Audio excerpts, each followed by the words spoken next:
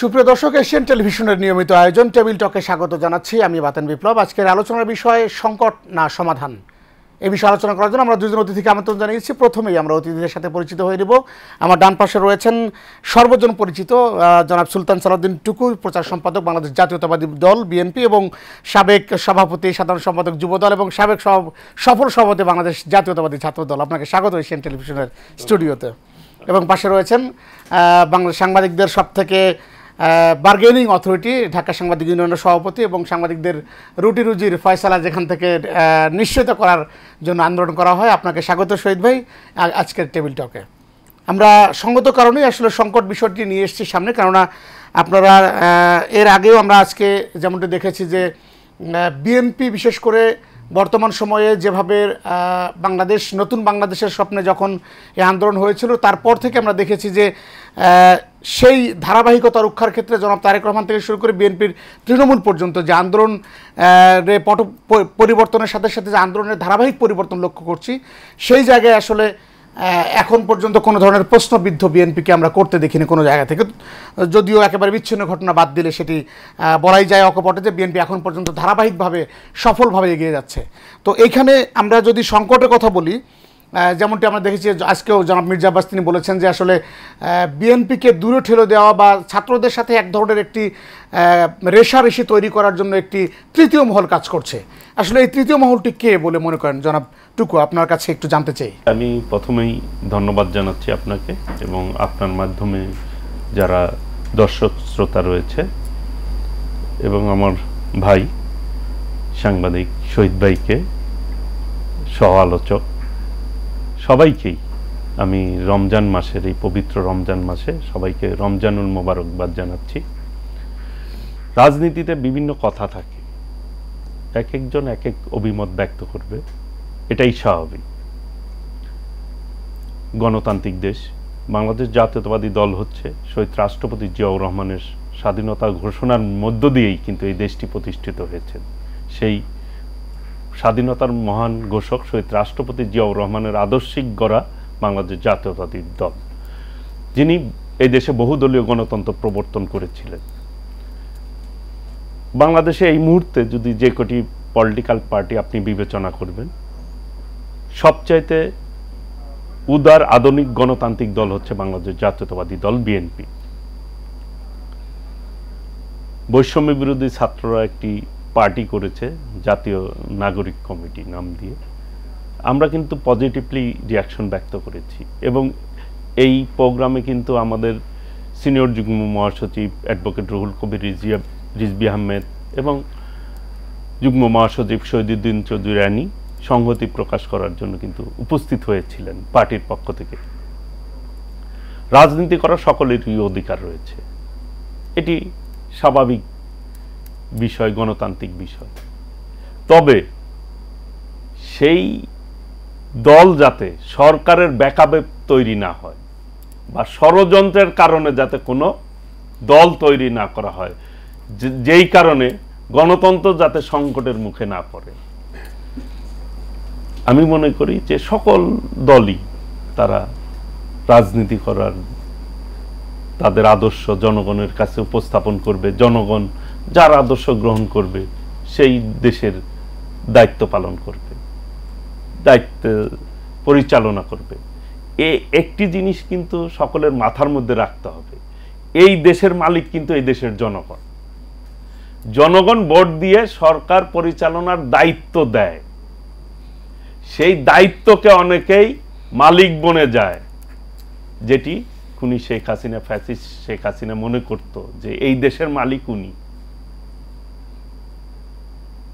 সেই ফ্যাসিজম মানুষের মধ্যে যখন ক্ষমতার লোভ হয় মানুষের, তখন কিন্তু মানুষের মধ্যে স্বৈরাচারী মনোভাব তৈরি হয়। কাজেই আমি মনে করি সংকট মানুষের মধ্যেই সংকট, মানুষের মানসিকতার মধ্যেই সংকট। মানসিকভাবে যদি সবাই ঠিক হয় যে আমি এই রাষ্ট্রটি সবাই মিলে সুন্দরভাবে গণতান্ত্রিক পরিবেশে আমি জনগণের মতামতের ভিত্তিতে রাষ্ট্রটি পরিচালনা করব, আমরা জনগণ ভোট দিবে, জনগণের নাগরিক অধিকার, জনগণ যাকে পছন্দ করবে, যেই দল আদর্শকে পছন্দ করবে সেই দল ক্ষমতায় আসবে, ক্ষমতার পরিচালনা করবে।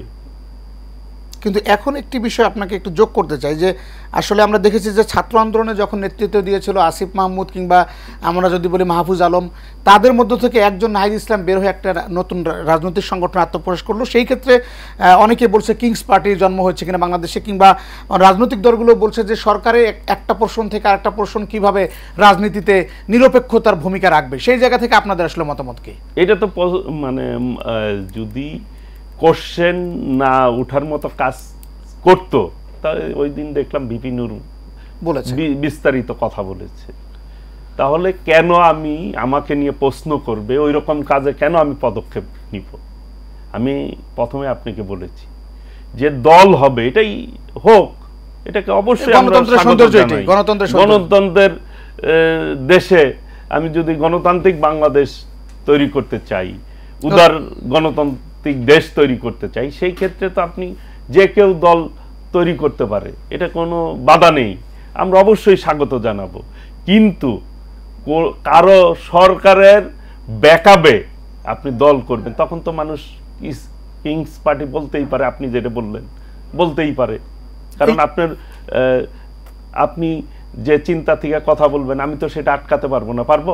কাজেই আমাকে আমার জায়গা থেকে ক্লিয়ার করতে হবে যে আমি যে কাজটা করছি সেটি সঠিক কাজ করছি কিনা। কাজেই ওনারা যাতে প্রশ্নবিদ্ধ না হয় সেই রকম কোনো কাজ ওনাদের করা উচিত না, যেটি ভিপি নূর ইতিমধ্যেই প্রশ্ন করে ফেলেছে যে তারা সরকারের ব্যাকআপে কাজ করছে, গাড়ি রিকুইজিশন দিয়ে লোক এনেছে। এইগুলি দেখলাম আমি একটা গণমাধ্যমে আমি দেখলাম আর কি। তাহলে আমি ওই কাজ কেন করব?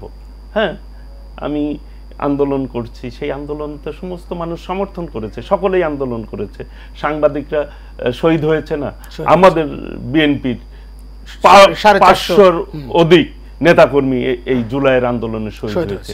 17 বছর তো অসংখ্য নেতা গুম হয়েছে, খুন হয়েছে, এম ইলিয়াস আলী, চৌধুরী আলম, জাকির, সুমন, বাপ্পি, অসংখ্য নেতা আমাদের গুম হয়েছে, শহীদ হয়েছে। সর্বশেষ আন্দোলনে 500-র অধিক নেতাকর্মী আমাদের বিএনপি, যুবদল, ছাত্রদল, স্বেচ্ছাসেবক দল, শ্রমিক দল শহীদ হয়েছে।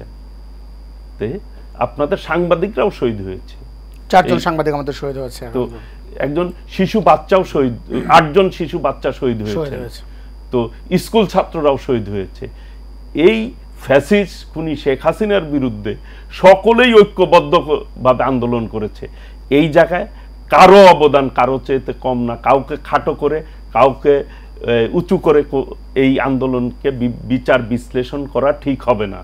এইখানে সকলেই আন্তরিকভাবে কাজ করেছে, সকলের সহযোগিতা করেছে। কাজেই আমি মনে করি যার যার অবদান, সেই অবদান আমাদেরকে স্বীকার করতে হবে। এটি একটি গণঅভ্যুত্থান হয়েছে, সকল জনগণের ঐক্যবদ্ধ প্রচেষ্টায় খুনি হাসিনা পালিয়ে যেতে বাধ্য হয়েছে।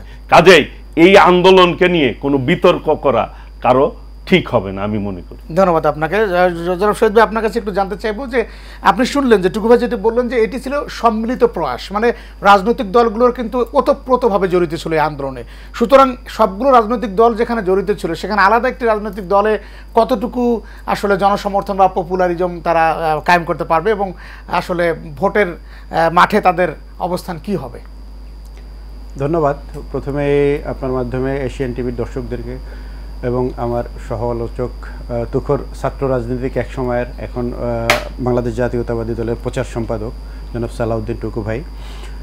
তো যে বিষয়টি আলোচনায় আসলো যে আপনি যেটি বললেন যে নতুন যে দল, এদের জনসমর্থন এরা কোথায় গিয়ে দাঁড়াবে, কি করবে, এই বিষয়টি তো টুকু ভাই যেটি বললেন যে হ্যাঁ, নতুন একটি দল আসতেই পারে, এটি গণতন্ত্রের সৌন্দর্য যেটি আমরা বুঝি, যে গণতন্ত্রের কয়েকটি পূর্ব শর্ত আছে। একটি রাষ্ট্রকে গণতন্ত্র হওয়ার জন্য যেই পূর্ব শর্তগুলো, তার ভিতরে 5-6টি প্রধান শর্ত আছে। তার মধ্যে একটি হচ্ছে যে দল গঠনের অধিকার, এটি একটি।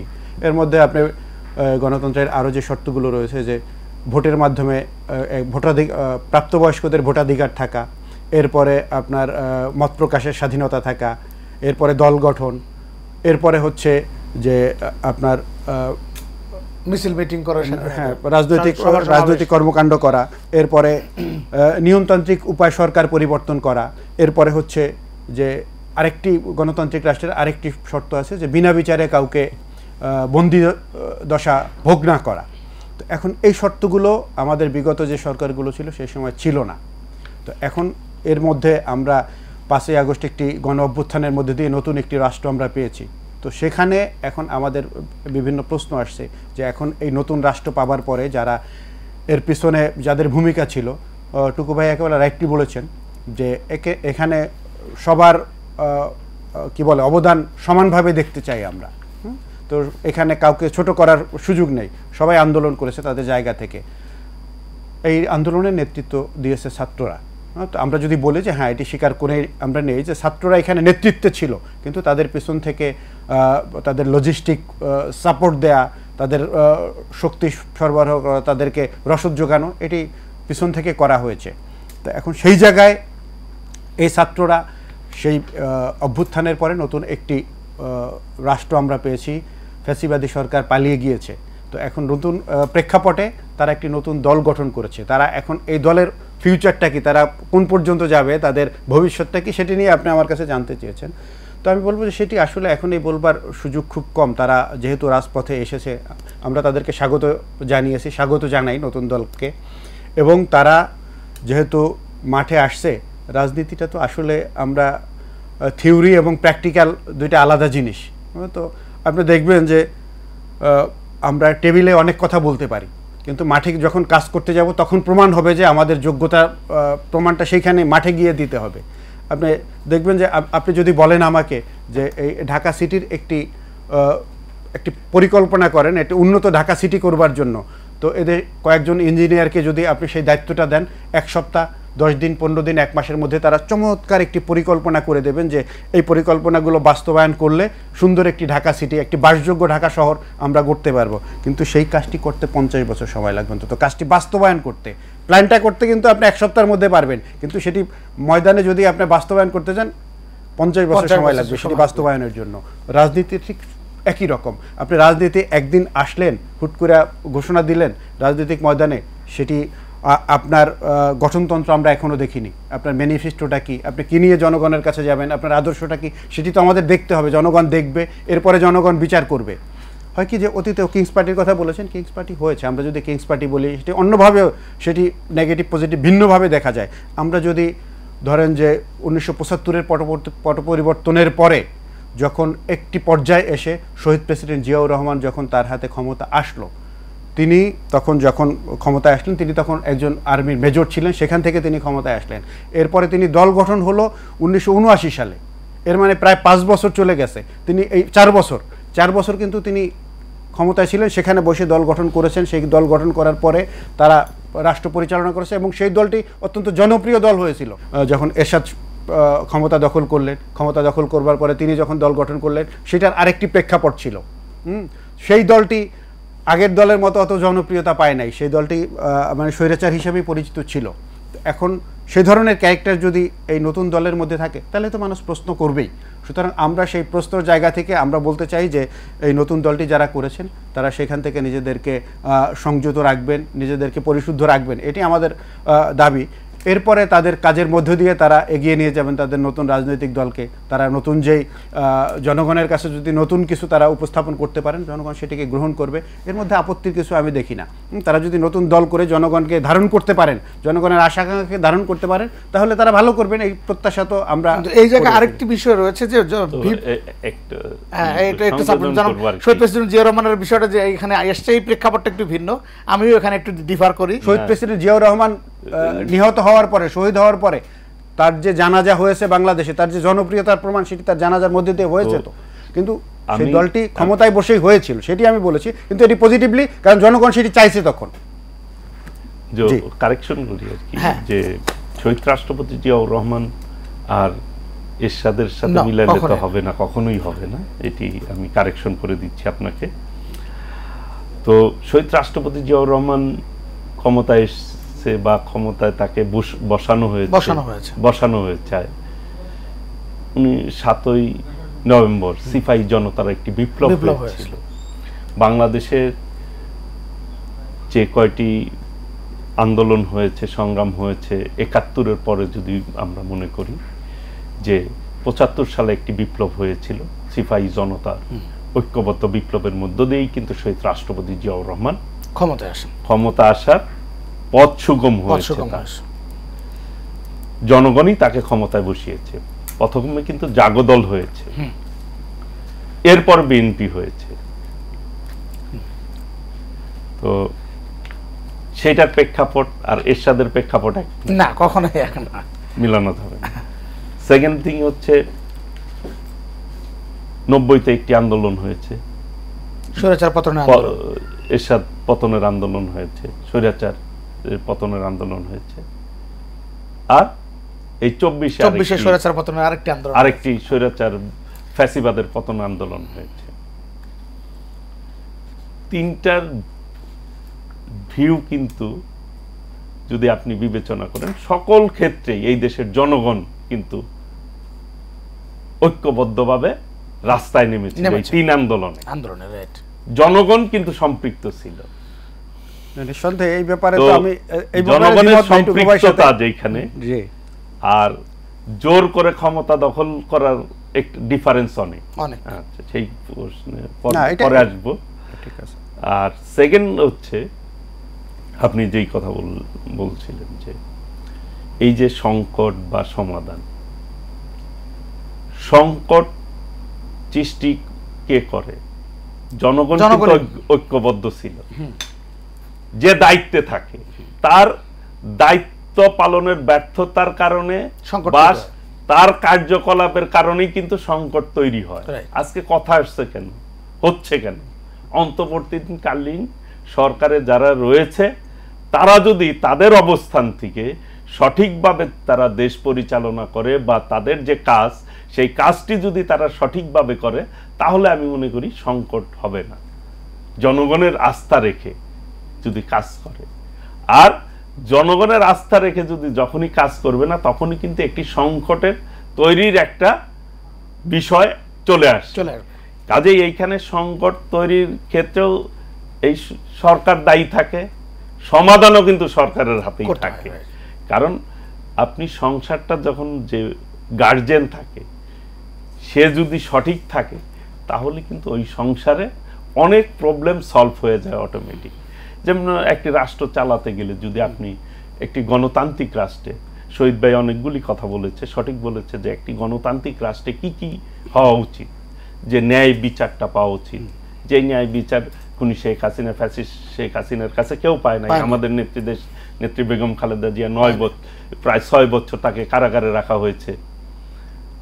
আমাদের ভারপ্রাপ্ত চেয়ারম্যান দেশনায়ক তারেক রহমান আজকে মামলার কারণে সে বিদেশে থেকে অনেকগুলি মামলার আসামি হয়েছে।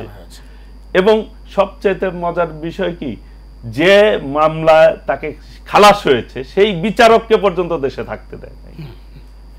প্রধান বিচারপতি একটি অবজারভেশনের কারণে তাকে দেশ ছাড়তে বাধ্য হয়েছে, তাকে তিনি বাধ্য হয়েছেন।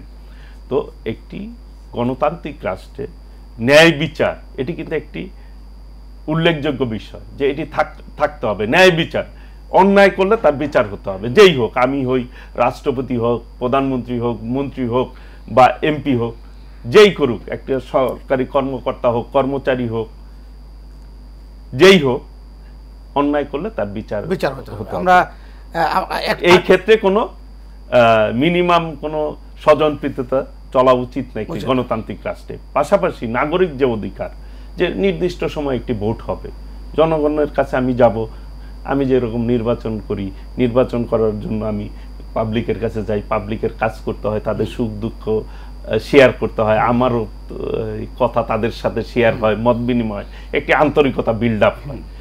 যখনই আপনি ভোটের রাজনীতি, নাগরিক যে অধিকার, যে আপনার অধিকার আছে আমাকে এমপি করা, ভোট দেওয়া, তখন কিন্তু আমি আপনার সুবিধা অসুবিধা দেখবো, আমি যেহেতু আপনি আমার প্রতি সমর্থন দিবেন। কাজেই একটি গণতান্ত্রিক রাষ্ট্রে যখন আপনি নাগরিক যে অধিকার, ভোটের রাজনীতি ঠিক রাখবেন, নির্বাচন নিরপেক্ষ রাখবেন, যেটি বিএনপি সকল সময় বলেছে যে অন্তর্বর্তীকালীন তত্ত্বাবধায়ক সরকার প্রয়োজন, সকল ক্ষেত্রেই একটি পার্মানেন্ট সলিউশন প্রয়োজন। আমরা কিন্তু আমাদের ভারপ্রাপ্ত চেয়ারম্যান দেশনায়ক তারেক রহমান ইতিমধ্যেই 31 দফা জাতির কাছে উপস্থাপন করেছেন এবং ওইখানে কিন্তু এই তত্ত্বাবধায়ক সরকার ব্যবস্থার কথা বলেছে। একটি দেশে যদি আপনি শুধু ভোটের রাজনীতি ঠিক রাখতে পারেন, যে নির্দিষ্ট সময়ে সঠিক ওয়েতে ভোট হবে, অনেক কিছুই প্রবলেম সলভ হবে। আর যদি ন্যায় বিচার ব্যবস্থা যদি সঠিক রাখতে পারেন, দেখবেন যে দেশ কিন্তু অটোমেটিক সুন্দরভাবে চলবে। কারণ বাংলাদেশের মানুষ কিন্তু, এই দেশের মানুষ সবচাইতে ভালো মানসিকতার মানুষ কিন্তু বাংলাদেশ। জনাব টুকু ভাই, আপনাকে জানতে চাইছিলাম যে আসলে রাজনৈতিক দলগুলোর কাদা ছোড়াছড়ি একটি অনেক বড় আশঙ্কা জানিয়েছেন সেনাপ্রধান। তিনি বলেছেন যে স্বাধীনতা বিপন্ন হতে পারে। এটি একটি একেবারে চূড়ান্ত দাগে যদি কোনো কথা থেকে থাকে সেটি হচ্ছে স্বাধীনতা বিপন্নের কথা। সেই আশঙ্কার জায়গায় আপনারা কতটুকু রাজনৈতিক দলগুলোর সাথে কথা বলেছেন বা নিজেদের মধ্যে কতটুকু সংশোধনের চেষ্টা করছেন? বিষয়টা হচ্ছে, সেনাপ্রধান যে কথাটি বলেছে ওনার ভিউ থেকে উনি দেখছেন, উনি জায়গায় একটি রাষ্ট্রীয় দায়িত্ব রয়েছে, হয়তো সেই জায়গা থেকে উনি ওনার জায়গা থেকে কথা বলেছেন। আমি এই মুহূর্তে বিএনপির জায়গা থেকে কিন্তু সবসময়ই বিএনপি বলে আসছে এবং আমাদের ভারপ্রাপ্ত চেয়ারম্যান দেশনায়ক তারেক রহমান বলেছে, অসংখ্য বক্তব্যে উনি বলেছেন যে এই ফ্যাসিবাদ বিরোধী আন্দোলন যারা করেছে সকলকে নিয়ে ঐক্যবদ্ধভাবে আমাদের পথ চলতে হবে। কারণ আমরা অন্তর্বর্তীকালীন সরকারের কিন্তু সার্বিকভাবে আমরা সহযোগিতা করে যাচ্ছি, এখনো করে যাচ্ছি, কিন্তু কোনো ভুল যদি আপনি করতে থাকেন তাহলে সেই ভুলটা কিন্তু আমরা ধরে দিচ্ছি যে আপনি এই লাইনে হাঁটতেছেন, এই লাইন কিন্তু আপনার ভুল হচ্ছে। বিএনপি কিন্তু ওই জায়গাটাই করে যাচ্ছে এবং পাশাপাশি সমর্থনও কিন্তু আমরা দিয়ে যাচ্ছি। কারণ এইটা কিন্তু শত শহীদের রক্তের বিনিময়ে অর্জিত হয়েছে, এই ফ্যাসিবাদের পতন হয়েছে। বিএনপি অনেকবার বলেছে যে এই সরকার যদি ব্যর্থ হয় তাহলে কিন্তু আমরাও ব্যর্থ হবে এবং ভুক্তভোগী হব। কাজে এই মুহূর্তে সবচেয়ে যদি ভুক্তভোগী কেউ হয় সেটি কিন্তু বিএনপি হবে সবচাইতে বেশি। কারণ এই 17 বছর আন্দোলন সংগ্রামে সবচাইতে বেশি মামলা বলেন, হামলা বলেন, নির্যাতন বলেন, আমাদের নেতৃত্ব থেকে আরম্ভ করে আমার দেশনেত্রী বেগম খালেদা জিয়া, দেশনায়ক তারেক রহমান, প্রত্যেকটি নেতা কর্মী, প্রায় 1,25,000 মামলা হয়েছে। আমাদের বেশি মামলা হয়েছে। আমাদের 60 প্রায় 1.5 লক্ষাধিক নেতাকর্মীর বিরুদ্ধে মামলা হয়েছে। তো কাজেই আমাদের এই যে নেতাকর্মীরা নির্যাতন ভোগ করছে, জেলে নির্যাতন ভোগ করেছে, ফ্যাসিবাদের এই এক মন্ত্রী, সাবেক মন্ত্রী, অবৈধ সরকারের অবৈধ মন্ত্রী রাজ্জাক সাহেব বলেছিল যে 7ই জানুয়ারি নির্বাচনের আগে যে বিএনপি যদি আমাদের সাথে সমঝোতায় আসতো বিএনপি জেলে যেত না, তাদেরকে গ্রেফতার করতাম না। বিএনপি কিন্তু কখনোই অন্যায়ের কাছে এই ফ্যাসিবাদের সাথে আপোষ করে নাই। অনেকেই আপোষ করেছে, অনেকে নির্বাচনে গেছে, কেউ স্থানীয় নির্বাচনে গেছে, অনেকে অনেক বড় বড় কথা বলে। অনেকে দেখি মেয়র নির্বাচন করে দাঁত ভেঙেছে, তারাও এখন অনেক কথা বলে, দেখেছি আমরা। তবে সবথেকে সাধারণ মানুষের প্রত্যাশার জায়গা এখন সবচেয়ে বেশি বিএনপির কাছে, কারণ বিএনপি এখন পর্যন্ত সবচেয়ে বড় দল। আমরা অতীত ইতিহাস যদি বলি যে আসলে ভোটের যদি পোর্শন দেখি সেক্ষেত্রে সবচেয়ে বেশি জনপ্রিয়তা বিএনপির। সেই জায়গায় বিএনপির দায়িত্ব কতটুকু পালন করছে? বিএনপি সর্বোচ্চ কিন্তু দায়িত্বশীলতার পরিচয় দিয়েছে। আপনি দেখেন 5 তারিখের পরে 4-5 দিন দেশে কোনো সরকার ছিল না, 10 দিনের মতো প্রায় পুলিশ ছিল না। কোনো যুদ্ধ অবস্থায় দেশেও কিন্তু পুলিশ থানা থেকে চলে গেছে, এইরকম অবস্থা কিন্তু হয় ঘটেনি। তার মানে রাষ্ট্র ব্যবস্থায় কি পরিমাণ করাপশনের লিপ্ত ছিল, এবং মসজিদের ইমামও পালিয়ে গেছে, এরকম ঘটনা এর আগে কখনোই। কতটা দলীয়করণ হয়েছে সব জায়গায়, যে তারা তাদের কর্মস্থল থেকে সকলেই পালিয়ে গেছে। এই অবস্থায় আমাদের ভারপ্রাপ্ত চেয়ারম্যান দেশনায়ক তারেক রহমান কিন্তু বক্তব্য দিয়েছেন এবং একটি সমাবেশ বিএনপি করেছে। ওইখানে হাসপাতালের বেডে থেকে দেশনেত্রী বেগম খালেদা জিয়া জনগণকে আশ্বস্ত করার জন্য, শান্ত থাকার জন্য কিন্তু তিনি বক্তব্য উপস্থাপন করেছেন, যাতে মানুষ শান্ত হয়, সকলে মিলে যাতে এই দেশটিকে স্থিতিশীল রাখে। আমরা মন্দিরগুলিতে পাহারা দিয়েছি, আমরা পূজাতে কমিটি করে করে পূজা পালনে সহযোগিতা করেছি, কারণ আমরা মনে করি এই দেশটি আমাদের সকলের।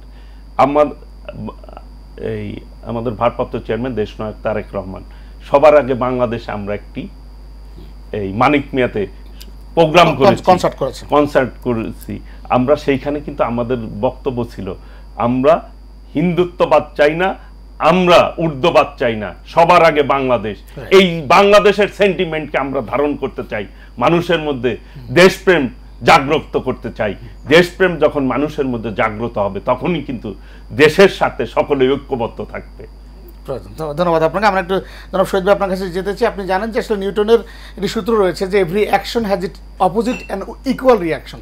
যেভাবে ফ্যাসিস্ট সরকারের অন্যতম মুখপাত্র ওবায়দুল কাদের বলেছিলেন যে এই সরকারের পতন হলে 4-5 লাখ বা কখনো উনি বলেছেন 20 লাখ, কখনো 25 লাখ লোক মেরে ফেলবে, এরকম উনি ভবিষ্যৎবাণী করেছেন। কিন্তু বাস্তবে আমরা দেখেছি যে এই 5ই আগস্টে যখন ফ্যাসিস্টের পরাজয় এবং তারা পালিয়ে যেতে বাধ্য গেছেন জীবন বাঁচাতে, তখন কিন্তু এই দেশের আমরা অন্য ভিন্ন রূপ দেখেছি। জনাব তারেক রহমান তিনিও বলেছেন যে কোনো ধরনের প্রাণহানি যাতে না ঘটে। সেই জায়গায় এই যে ফ্যাসিবাদের যে এই ধরনের টোপ এবং সাধারণ মানুষকে জিম্মি করে রাখার বিষয়টি, সেটি এই যে ইকুয়াল রিয়াকশন সেটি হয়নি কেন আসলে বাংলাদেশে? তো ধন্যবাদ। হ্যাঁ, যে কথাটি টুকু ভাই বললেন যে আসলে 5ই আগস্ট বিপ্লবের পরে এদেশের রাজনৈতিক দলগুলো, যারা বিদ্যমান রাজনৈতিক দল ছিল, যেই অভ্যুত্থানের সাথে যাদের সহযোগিতা ছিল এবং ছাত্র জনতা, তারা যে সংযমের যে ধৈর্যের পরিচয় দিয়েছে, এটি অতীত ইতিহাসে কখনো হয়েছে কিনা পৃথিবীর কোনো দেশে আমি জানি না। এত বড় একটি জালেমের পতনের পরে এদেশে তো ওবায়দুল কাদের যে পতিত সরকারের যে মন্ত্রী ছিলেন এবং আওয়ামী লীগের যিনি সাধারণ সম্পাদক ওবায়দুল কাদের, যিনি বলেছিলেন যে আওয়ামী লীগ ক্ষমতা থেকে পতন হলে 25 লক্ষ লোক নিহত হবে, তো সেটি কিছুই হয়নি। কারণ হচ্ছে যে এদেশের মানুষ দায়িত্বশীলতার পরিচয় দিয়েছে। আমি যেটি বলি যে তারপরে তারা পালিয়ে যাওয়ার পরে তারা আসলে কিন্তু বসে নাই এখনো। আমরা যেটা দেখছি যে জেল থেকেও ষড়যন্ত্র, আমরা যেই আশঙ্কা করেছিলাম এদেশের মানুষ, সেই আশঙ্কার জায়গায় দায়িত্বশীল পরিচয় দেওয়ার কারণে নেতৃবৃন্দের এদেশ একটি শান্তিপূর্ণ পরিবেশ বিরাজিত ছিল। এরপরে এখন আপনি দেখবেন যে আমি অতীতের কথা বাদ দিয়ে যদি এখনকার কথায় আসি, আপনি গতকালকে বোধহয় প্রধান উপদেষ্টা বিবিসির সাথে একটা সাক্ষাৎকার দিয়েছিলেন। সেই সাক্ষাৎকারটা যদি আপনি পড়ে থাকেন দেখবেন সেখানে তার সাক্ষাৎকারের মূল কথাটা ছিল যে সরকারকে আনসেটেল করবার জন্য পালিয়ে যাওয়া যে ফ্যাসিবাদী সরকার, তারা নানাভাবে চেষ্টা করছে। এটি কিন্তু তার মূল কথা ছিল। তাদের চেষ্টার ধরনগুলো তিনি বলেছেন এখানে। তো সুতরাং আমরা যে সংকটের কথা বলি, সংকটের সমাধানটা কোথায়, সংকটটা কারা তৈরি করছে? হ্যাঁ, সংকট তৈরি করবার পেছনে, সংকট সমাধানের পেছনে রাষ্ট্রের তো একটা দায়িত্ব আছে, সরকারের একটা দায়িত্ব নিঃসন্দেহে আছে। কিন্তু সংকটগুলো তৈরি শুধু রাষ্ট্রই করে না। এখানে যে যারা এই রাষ্ট্রটিকে 16.5 বছর শাসন করেছে, শোষণ করেছে, এদেশের বিভিন্ন পরতে পরতে ফ্যাসিবাদের দোসরদেরকে যেখানে যারা প্রতিষ্ঠিত করেছে, তারা কি এখনো সেখান থেকে সরে গেছে? তারা চেষ্টা করছে এটাকে আনসেটেল করবার জন্য। আপনি 5ই আগস্ট বিপ্লবের পরে আমরা বলি যে রাতারাতি কি এটি সম্ভব? যে দেশের পুলিশ বাহিনীকে ডিস্ট্রয় করে দিয়ে গেছে। এই বিপ্লবের মধ্য দিয়ে আমরা ঢাকার যতগুলো থানা ছিল, কোনো থানা অ্যাক্টিভ ছিল না, সব থানাগুলো ধ্বংস হয়েছে। কারণ হচ্ছে যে এই থানায় যে পুলিশরা ছিল তারা প্রত্যক্ষ এদেশের ছাত্র জনতাকে হত্যার সাথে জড়িত। সেই ফুটেজগুলো সবার চোখের সামনে এসেছে। সেইগুলো দেখবার পরে ফ্যাসিবাদের লেসপন্সার হিসেবে তারা যেই কাজগুলো করেছে, সেখানে তো তাদের উপরে যে রিয়াকশনটা জনগণের পক্ষ থেকে হয়েছে, এটি তো তাদের প্রাপ্য ছিল। এরপরে আপনি সেই থানাগুলোকে আবার পুনর্গঠন করবার জন্য, পুলিশকে আবার সক্রিয় করবার জন্য, কাজে ফিরিয়ে আনার জন্য তো সময় দরকার ছিল। সেই সময়টায় আমি মনে করি যে রাজনৈতিক দলগুলো দায়িত্বশীলতার পরিচয় দিয়েছে। এরপরে কি দায়িত্ব শেষ হয়ে গেছে? নতুন একটি সরকার আসবার পরে, নতুন একটি সরকার আসছে, ঠিক আছে, নতুন একটি সরকার এসে তারা দায়িত্ব নিয়েছে, কিন্তু কিসের উপরে তারা দায়িত্ব নিয়েছে? একটি ধ্বংসস্তূপের উপরে। আপনি দেখবেন যে দেশের অর্থনীতি ধ্বংস করে দিয়ে গিয়েছিল। দেশ কিভাবে চলবে হচ্ছে কি, আমরা যখন একটা পরিস্থিতি দেখি, পরে আমরা চিন্তা করি যে সেইটা নিয়ে চিন্তা করি যে আরেকটা কাজ হলে এটার রিয়াকশনটা কি হতো, সেটা আমাদের চিন্তা অনেক সময় থাকে না। যদি ধরেন যে অনেকে ইউনূসকে নিয়ে প্রশ্ন করেছে, ডক্টর ইউনূসকে নিয়ে এখনও প্রশ্ন করেন, তিনি যদি ক্ষমতায় না আসতেন, বিকল্প কে আসতেন ক্ষমতায়, আসলে কি হতো, সেই পরিস্থিতিটার আমাদের মাথায় আছে কি না? তো এখন আসার পরে যেই ভঙ্গুর অর্থনীতির ভিতর থেকে সারা দুনিয়াতে বাংলাদেশটাকে যেই সরকার, যেটিকে এই পালিয়ে যাওয়া সরকার বলছে যে আমরা পদত্যাগ করিনি, শেখ হাসিনা বলছে আমরা পদত্যাগ করিনি, এদেশেরও কিছু মানুষ বলতেছে বিভিন্ন জায়গা থেকে সে পদত্যাগ করেন, এখনো শেখ হাসিনা সরকার বিদ্যমান আছে, এরকম কেউ কেউ কিন্তু বলতে চাচ্ছে। তো সেই জায়গা থেকে একটি সরকার ক্ষমতা নিয়েছে, তো সেখানে তো বিতর্ক করবার অনেক জায়গা আছে, বিভিন্ন রাষ্ট্র প্রস্তুত তুলতে পারতো, কিন্তু সেই জায়গাটায় সেই প্রস্তুত তুলছে একমাত্র ভারত ছাড়া, আমাদের প্রতিবেশী রাষ্ট্র ভারত ছাড়া পৃথিবীর কোনো রাষ্ট্র এই প্রস্তুত তুলে নেয়, বরঞ্চ তারা ইউনূস সরকারকে সমর্থন দিয়েছে। যে সরকারটি আসছে সমর্থন দিয়েছে, শুধু সমর্থন নয়, তারা সার্বিক সহযোগিতা করবার জন্য তারা আশ্বাস দিয়েছে। এটি আমাদের জন্য বড় অর্জন। ধন্যবাদ। আজকের আলোচনার বিষয় সংকট এবং সমাধান। রাষ্ট্রীয় সংকট বলতে আসলে পলিটিক্যাল যে দলগুলো রয়েছে, পাশাপাশি সাধারণ মানুষের এক্সপেকটেশন এবং বর্তমান বাস্তবতা, এ নিয়ে আসলে সংকট। আমরা দেখেছি রমজানে দ্রব্যমূল্যের দাম যদি সহনীয় পর্যায়ের বাইরে চলে যায়, সেক্ষেত্রে সাধারণ মানুষের প্রতিক্রিয়া থাকে। অন্যদিকে আমরা দেখি রাজনৈতিক দলগুলোর মধ্যে যদি ঐক্যের ঘাটতি থাকে, সেখানেও এক ধরনের প্রতিক্রিয়া আমরা দেখতে পাই।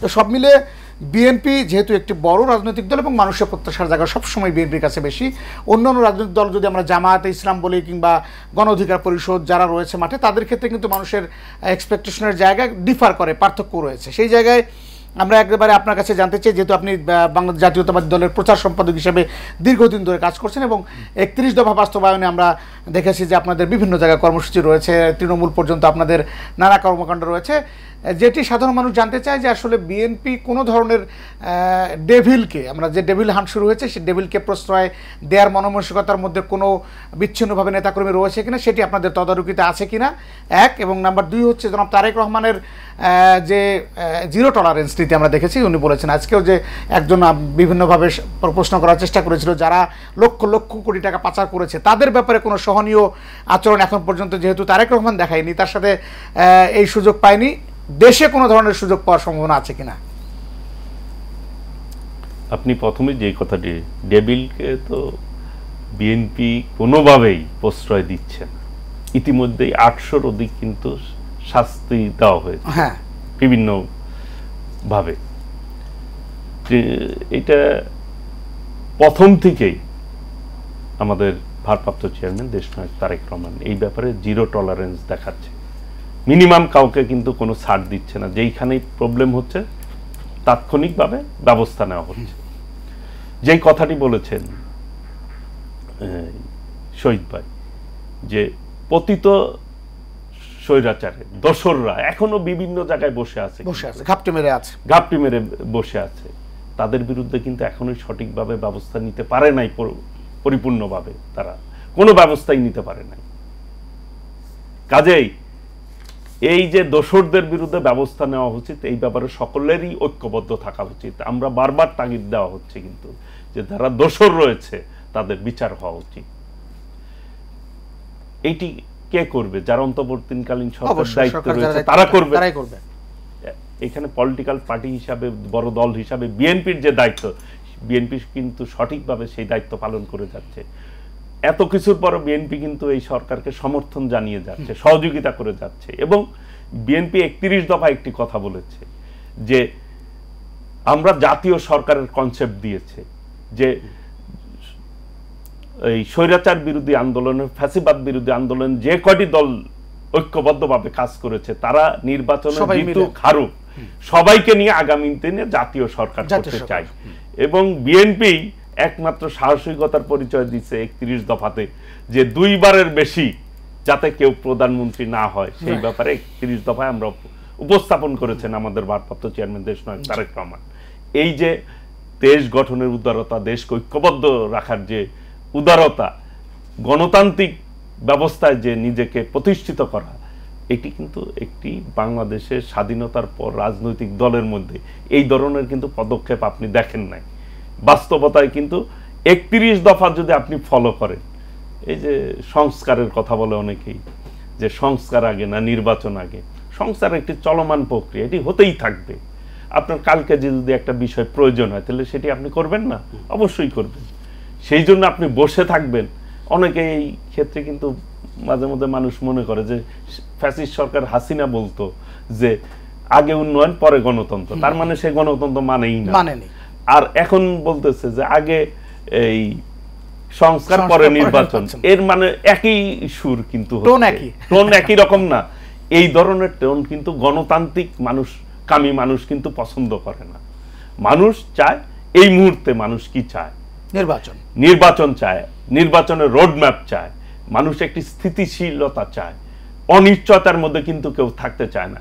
এই যে দ্রব্যমূল্যের ঊর্ধ্বগতি, এটি তো আপনার এই যে ফ্যাসিস্ট সরকার অনেক পেতার তারা বিভিন্ন জায়গায় বসে আছে, তারা তো ষড়যন্ত্র করবেই, এটাই স্বাভাবিক।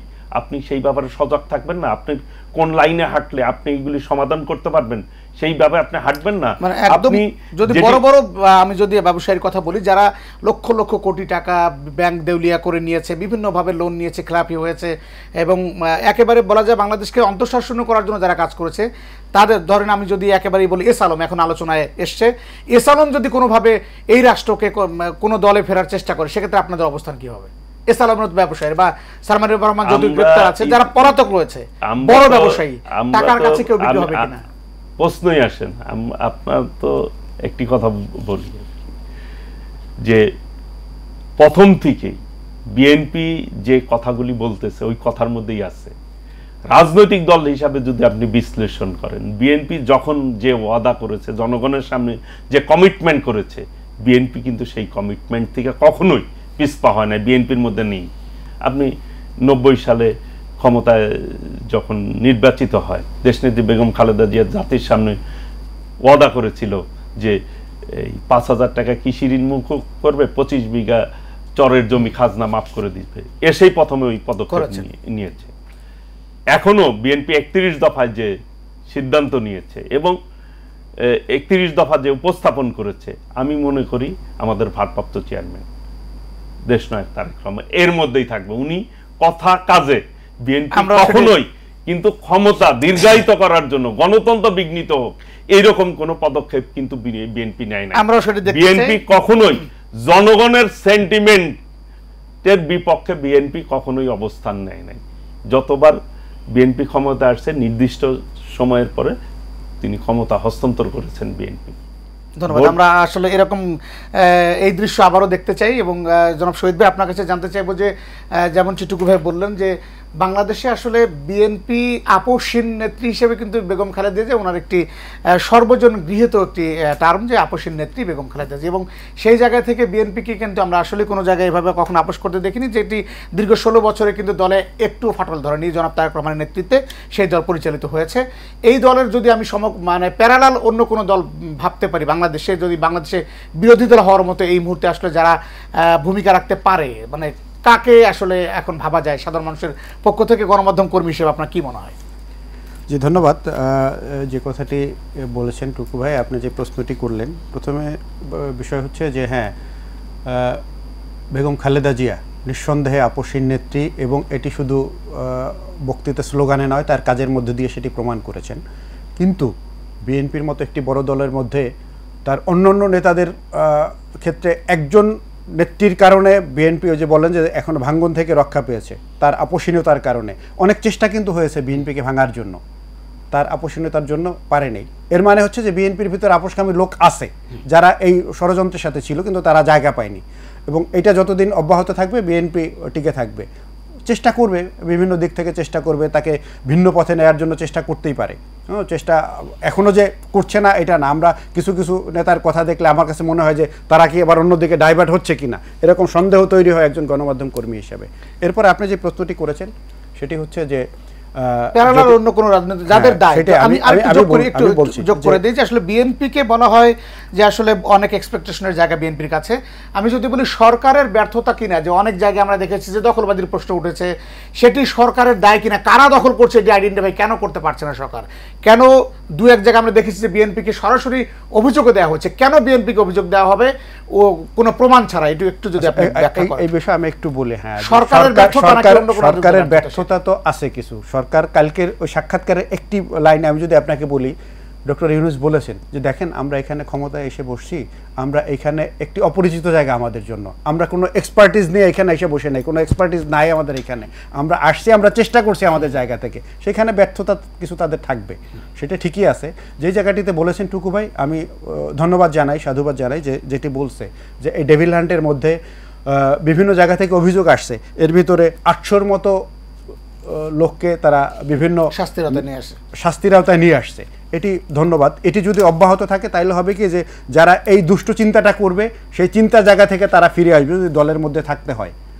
দলের ভিতরে যদি থাকতে হয়, তাদেরকে নেতৃত্ব দিতে হয়, তাইলে যদি এই কালচারটা বাংলাদেশের রাজনীতিতে শক্ত করে এস্টাবলিশড হয় যে এখানে দুষ্টরা, যারা সুবিধাবাদী শ্রেণী রাজনীতি করতে পারবে না, সেখানে যদি নেতৃত্বের পর্যায় থেকে সেই সিদ্ধান্তে অটল থাকে, তাহলে এই সুবিধাবাদী যারা, চাঁদাবাদ যারা, তারা এসে যখন জায়গা পাবে না, একটি সুস্থ ধারা রাজনীতিতে প্রতিষ্ঠিত হবে, এবং সেটি হলে বাংলাদেশের রাজনীতির গুণগত পরিবর্তন হবে, এবং সেটি জনগণের প্রত্যাশা। আর যেটি বলেছেন যে এখন বিএনপি রাজনীতিতে, বাংলাদেশের রাজনীতিতে বড় দল, কারণ আওয়ামী লীগকে অনেকে অনেক সময় বড় দল বলতো। আমি বলি কি যে আসলে হিসাব তো রাজনীতির, ভোটের হিসাব সবসময় এক থাকে না। আপনি সাধারণ মানুষ, বাংলাদেশের 18 কোটি মানুষের কত পার্সেন্ট মানুষ সরাসরি রাজনীতির সাথে জড়িত, এটি যদি হিসাব করেন সেটার পার্সেন্টটা কত হবে এটা দেখবেন।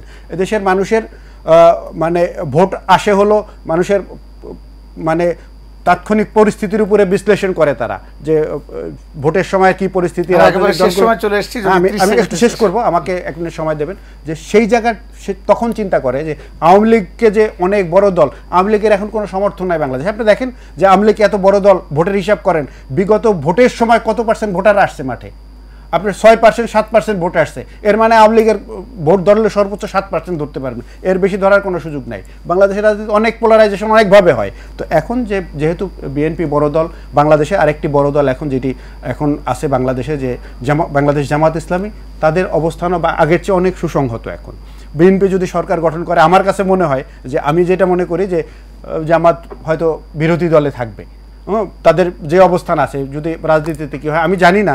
এরপরে নতুন একটি দল গঠন করছে, তারা কি করবে, তাদের অবস্থান কি হবে। তবে যারাই ক্ষমতায় আসুক, আমি তাদের কাছে একজন গণমাধ্যম কর্মী হিসেবে একটি আবেদন জানাবো। সেই আবেদনটি হচ্ছে যে, যেহেতু এই আন্দোলনের পেছনে, গণ অভ্যুত্থানের পেছনে ছাত্র জনতার ভূমিকা রয়েছে, যে সরকারটি হবে আগামী দিনে, ভোটে যে যাই হোক, একটি জাতীয় সরকারের আদলে যাতে সব দলের প্রতিনিধি সরকার গঠন হয়, অংশগ্রহণমূলক সরকার হয়, তাহলে এটি জনগণের, বাংলাদেশের জন্য সেটি যে সবাইকে নিয়ে করার যে একটি প্ল্যান রয়েছে। সর্বশেষ ওই শহীদ ভাইয়ের কথা দিয়ে আমি শেষ করতে চাই।